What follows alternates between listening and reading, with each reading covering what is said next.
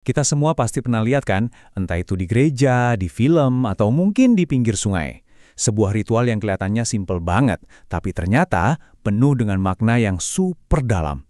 Nah, hari ini kita akan coba bedah bareng-bareng apa sih arti sesungguhnya di balik pembaptisan. Jadi, apa sih sebetulnya inti dari tindakan ini?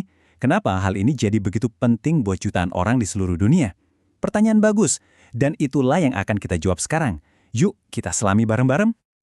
Oke, untuk benar-benar ngerti artinya, kita harus mundur sedikit ke titik awalnya, ke sebuah peristiwa yang sangat fundamental yang terjadi di Sungai Yordan. Disinilah semuanya bermula. Coba deh bayangin suasananya.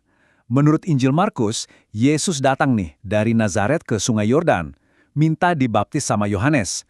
Dan tepat saat ia keluar dari air, terjadilah sesuatu yang luar biasa yang mengubah segalanya. Langit seolah-olah terbelah. Ini adalah momen dimulainya pelayanannya di depan umum. Tapi tunggu dulu, ini kan jadi pertanyaan kenapa Yesus yang kita tahu tanpa dosa, kok perlu dibaptis? Nah, jawabannya ada di satu kata, kerendahan hati.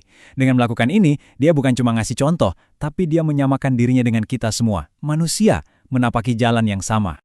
Dan ceritanya nggak berhenti di situ. Langit yang terbelah tadi, itu membawa sebuah pesan. Jadi, apa yang sebenarnya terjadi waktu surga terbuka? Mari kita lihat kelanjutannya. Lalu, terdengarlah suara dari surga, suara Allah Bapa sendiri. Wah, kebayang nggak sih takjubnya orang-orang di sana? Ini bukan sekedar persetujuan biasa. Ini adalah sebuah penegasan ilahi, sebuah deklarasi di hadapan seluruh dunia tentang siapa Yesus sebenarnya. Dan di momen inilah kita dapat gambaran yang luar biasa tentang Tritunggal. Dalam satu peristiwa, ketiganya hadir. Ada suara Bapa dari surga, ada anak di dalam air, dan ada Roh Kudus yang turun dalam rupa seperti burung merpati. Keren banget kan? Sebuah gambaran indah tentang kesatuan tujuan mereka. Oke, dari kisah Yesus, sekarang kita geser fokusnya, apa artinya baptisan buat kita di zaman sekarang. Karena ini lebih dari sekedar ritual, ini adalah sebuah simbol yang sangat-sangat kuat.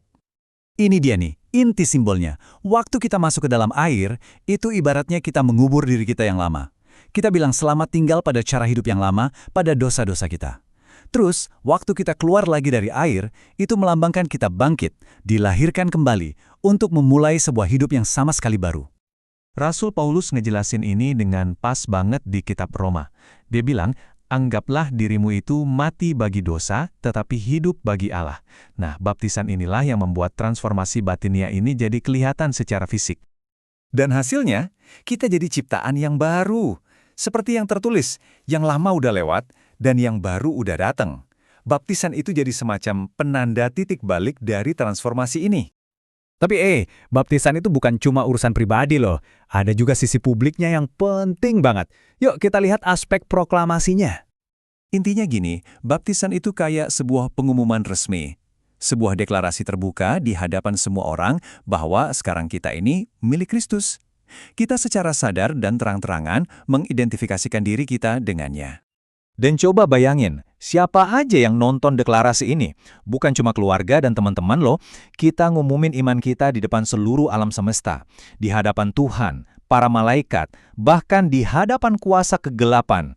Ini adalah pernyataan yang dampaknya terasa di surga dan di bumi. Proklamasi ini juga berarti kita mengakui kalau hidup kita ini bukan punya kita lagi.